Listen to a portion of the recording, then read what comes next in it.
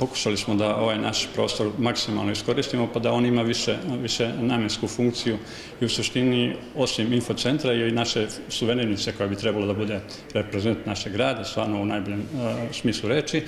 Potrudili smo se i da napravimo jedan kutak za naše male sugrađane, za udruženje roditelja sa decom ometenom u razvoju.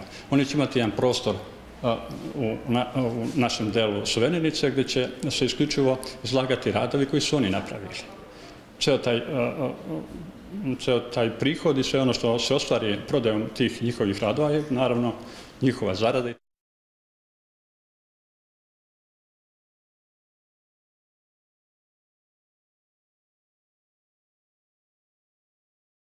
To je jedna saradnja koja traje duži niz godina. Mi smo inače u saradnji sa Udruženjem roditelja dece ometene u razvoju prilikom svake manifestacije gdje je bilo zgode da možemo da uključimo i njihove aktivnosti, mi smo to radili. Sada kad smo konačno dobili ovaj naš prostor, jednostavno takva ideja se nametnula, to je naša saradnja koja već godinama se ostvaruje na određeni način. Sad je samo i prilika da to definišemo u našim uslovima i ovako kroz naš rad.